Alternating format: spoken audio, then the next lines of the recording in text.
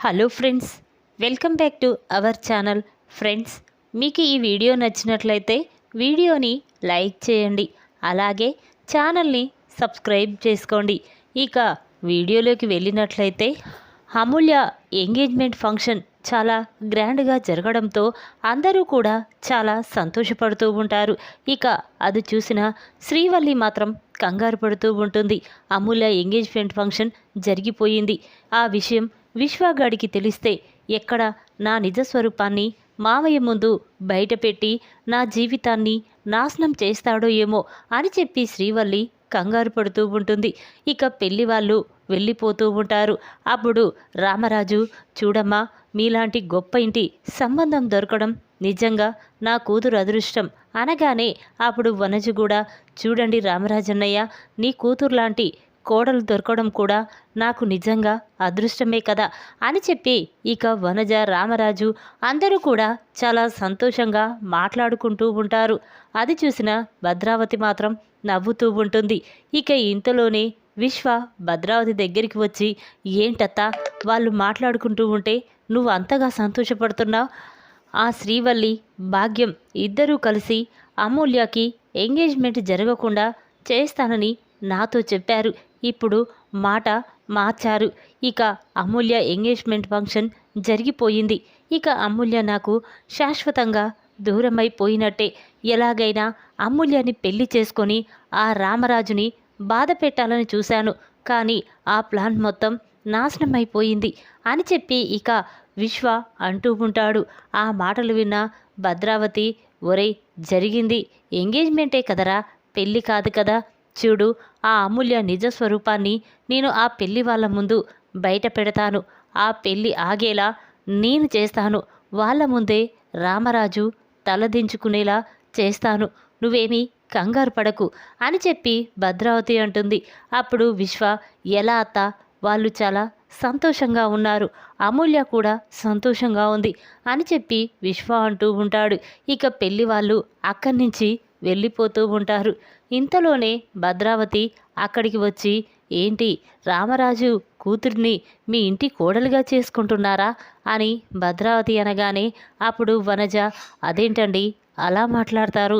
వేదవతి మీ చెల్లెలే కదా, మీ చెల్లెలు కూతురంటే నీకు కూడా కూతురు లాంటిదే కదా అని వనజ అనగానే అప్పుడు భద్రావతి, చూడు వనజ గారు, మీరు రామరాజు కుటుంబాన్ని చూసి చాలా సంతోషపడుతున్నారు, కానీ అతని గురించి, వాళ్ళ కుటుంబం గురించి నీకు సరిగ్గా తెలియదు. చూడు, అమూల్య ఎంతో మంచిదని, తను నీ ఇంటి కోడలుగా చేసుకోవాలని నువ్వు చాలా సంతోషపడుతున్నావు, కానీ నువ్వు అనుకున్నట్టు అమూల్య తను ఇష్టం లేకున్నా నీ కొడుకుతో ఈ ఎంగేజ్మెంట్ జరిపించుకుంది అని భద్రావతి అనగానే ఆ మాటలు విన్న వనజ ఒక్కసారి షాక్ అయిపోతుంది. ఇక రామరాజు, వేదవతి, భద్రావతి, ఏం మాట్లాడుతున్నావు నువ్వు? నా కూతురు ఇష్టం లేకుండా పెళ్లి చేసుకోవడమేంటి? నా కూతురు ఇష్టపడే ఈ పెళ్లి చేసుకుంటుంది. ఇంకొకసారి నా కూతురి గురించి వీళ్ళ ముందు ఏదైనా మాట్లాడితే నేను ఊరుకోను అని రామరాజు అంటాడు. అప్పుడు భద్రావతి, చూసారా వనజ గారు, అమూల్య గురించి ఏదో విషయం మీ దగ్గర దాచిపెట్టి ఈ పెళ్లి చేయాలనుకుంటున్నాడు రామరాజు.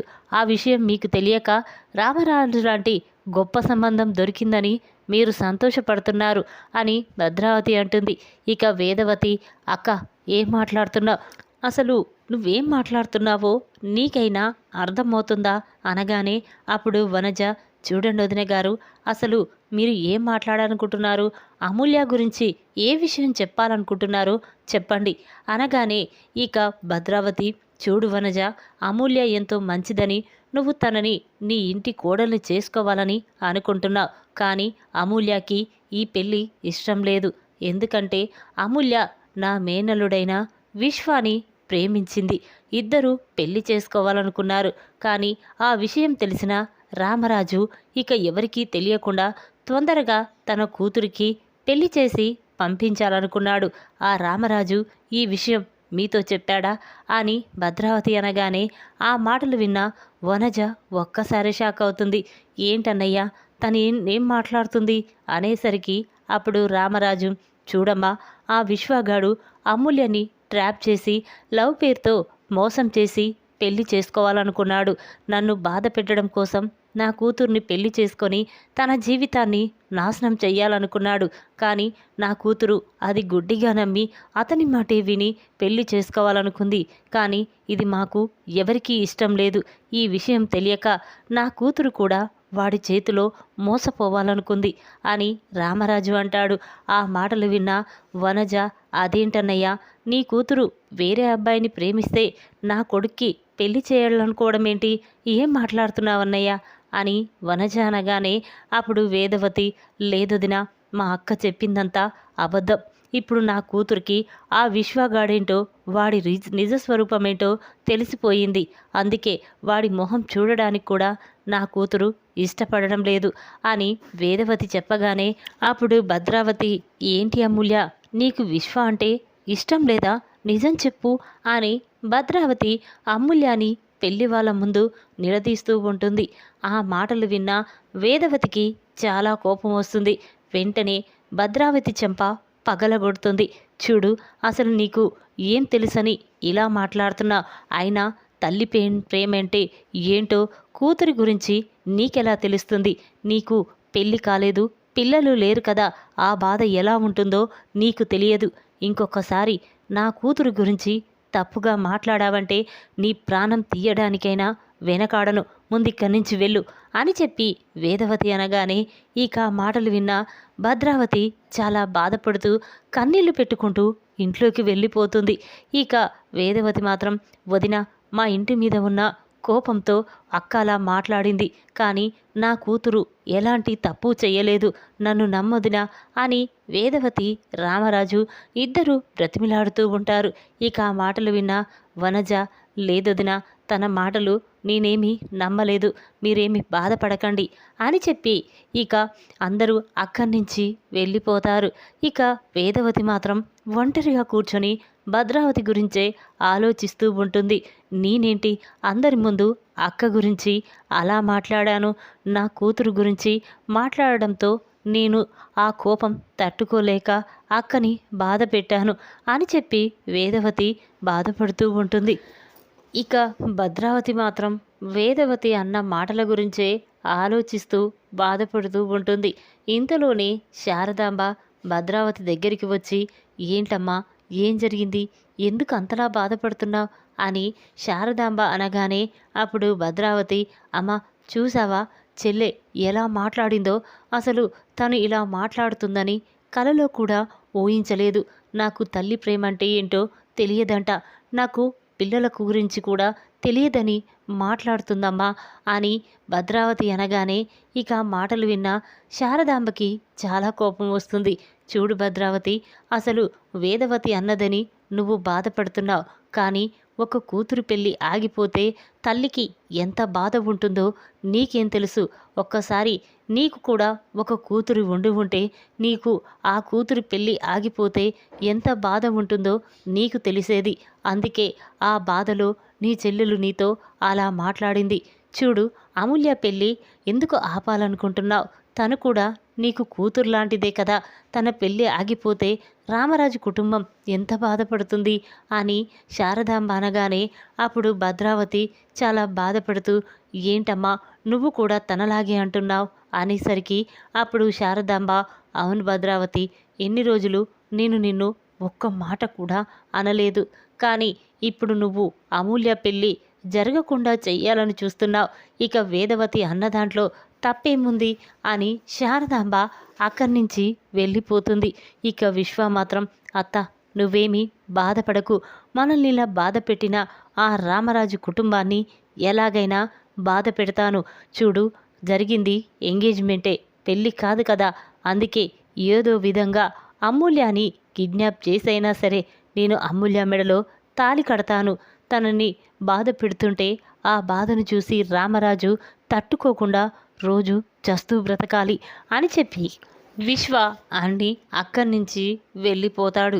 ఇక ఆ మాటలు విన్న రేవతి మాత్రం ఎలాగైనా ఈ విశ్వగాడి నిజస్వరూపం తెలిసేలా చెయ్యాలి, లేకపోతే అమూల్య గురించి తప్పుగా మాట్లాడి అమూల్యాని కిడ్నాప్ చేసి పెళ్లి చేసుకోవాలనుకుంటాడా అని రేవతి అనుకుంటూ ఉంటుంది. ఇక ఇదిలా ఉండగా అమూల్యకి ఎంగేజ్మెంట్ జరగడంతో ఇక అమూల్య చాలా బాధపడుతూ కన్నీళ్లు పెట్టుకుంటూ ఉంటుంది.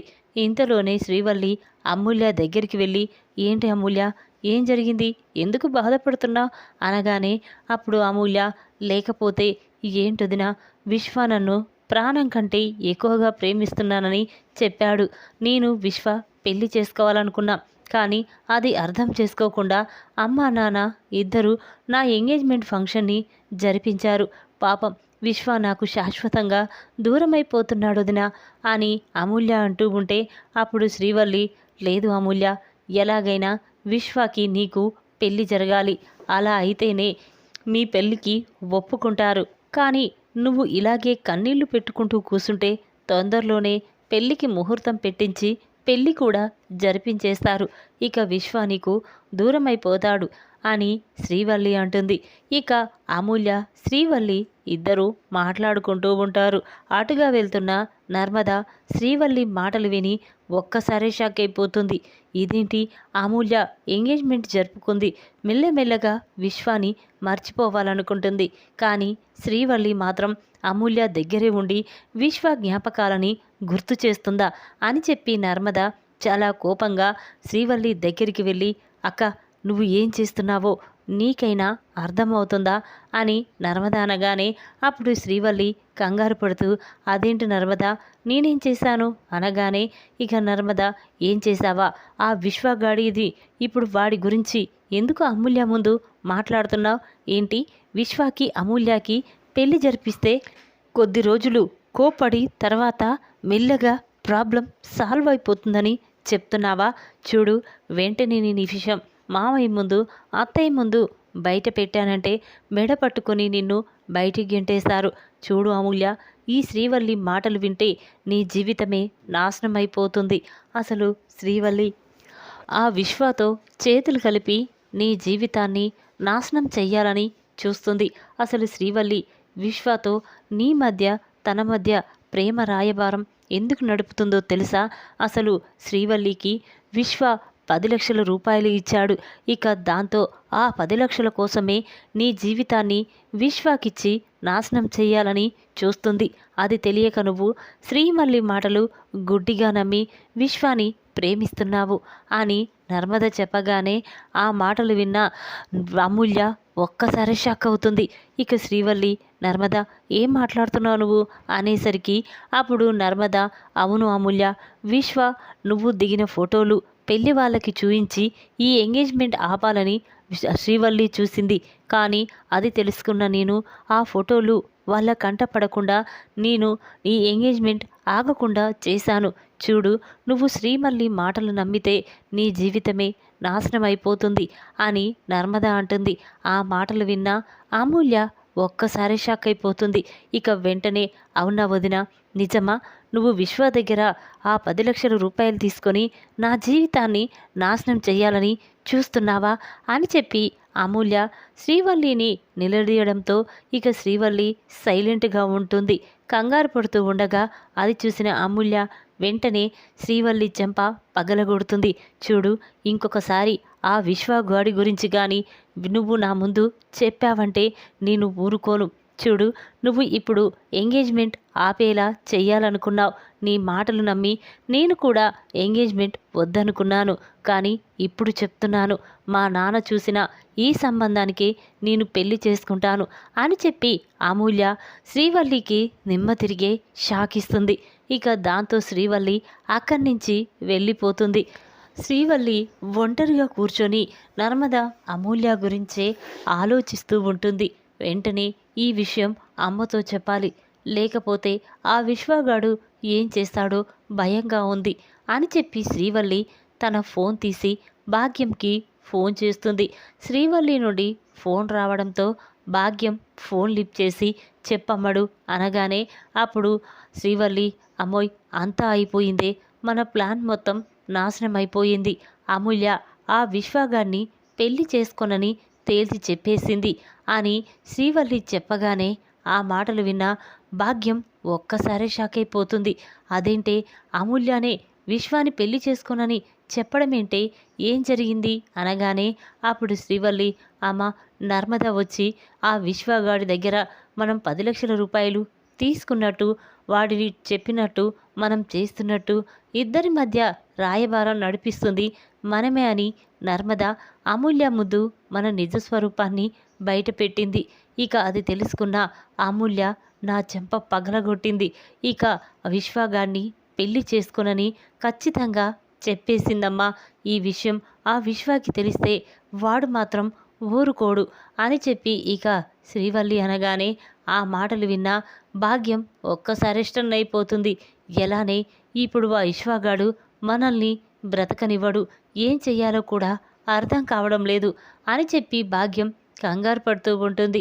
ఇక ఇంతలోనే విశ్వ చాలా కోపంగా భాగ్యం ఇంటికి వెళ్తాడు. విశ్వాని చూసిన భాగ్యం, ఏంటి విశ్వ, ఇలా వచ్చావేంటి అనగానే అప్పుడు విశ్వ, చూడు, మీకు నేను 10 లక్షల రూపాయలు ఇచ్చాను, అమూల్య ఎంగేజ్మెంట్ జరగకుండా చెయ్యమని చెప్పాను. కానీ మీరు మాత్రం నా మాటలన్నీ పక్కకు పెట్టి ఆ అమూల్య ఎంగేజ్మెంట్ జరిపించి అందులో సరదాగా సంతోషంగా ఉన్నారు. చూడు, ఇప్పుడే నేను రామరాజు దగ్గరికి వెళ్ళి మీ నిజ స్వరూపాన్ని రామరాజు ముందు బయట పెడతాను. ఇక నీ కూతురి జీవితం నాశనం అయిపోతుంది. ఇక నీ అల్లుడు నీ కూతురు మెడ పట్టుకొని బయటికి గెంటేస్తాడు. అలా అయితేనే నా పగ, ప్రతీకారం చల్లారుతుంది అని చెప్పి ఇక విశ్వ భాగ్యంతో చెప్పగానే ఆ మాటలు విన్న భాగ్యం చాలా కంగారు పడుతూ, విశ్వ, వద్దు, ఇప్పుడు ఎంగేజ్మెంటే జరిగింది కదా, చూడు, ఎలాగైనా ఆ అమూల్యకి పెళ్ళి జరగకుండా నేను చేస్తాను, ప్లీజ్ కంగారు పడకు అని చెప్పి భాగ్యం విశ్వాని ప్రతిమిలాడుతూ ఉంటుంది. ఇక ఆ మాటలు విన్న విశ్వ, చూడు, ఇటువరకే ఒక ఛాన్స్ పోయింది. ఇప్పుడు గనక మీరు అమూల్య పెళ్ళి ఆపకపోతే నిజంగానే ఆ పెళ్లి ముహూర్తానికి నేను నీ కూతురు జీవితం గురించి రామరాజుకి, వేదవతికి చెప్పేస్తాను అని చెప్పి విశ్వ చాలా కోపంగా భాగ్యంకి వార్నింగ్ ఇచ్చి అక్కడి నుంచి వెళ్ళిపోతాడు. ఇక ఆ మాటలు విన్న భాగ్యం మాత్రం కంగారు పడుతూ ఉంటుంది. ఎలా చెయ్యాలి, ఈ విశ్వగాడి వల్ల ఎలా తప్పించుకోవాలి అని చెప్పి ఆలోచిస్తూ ఉంటుంది. అమూల్యకి ఎంగేజ్మెంట్ జరగడంతో రామరాజు అందరూ కూడా చాలా సంతోషపడుతూ ఉంటారు. ఇక శ్రీవల్లి మాత్రం ఒంటరిగా కూర్చొని ఇక ఆ వనజ ఇచ్చిన డబ్బు గురించే ఆలోచిస్తూ ఉంటుంది.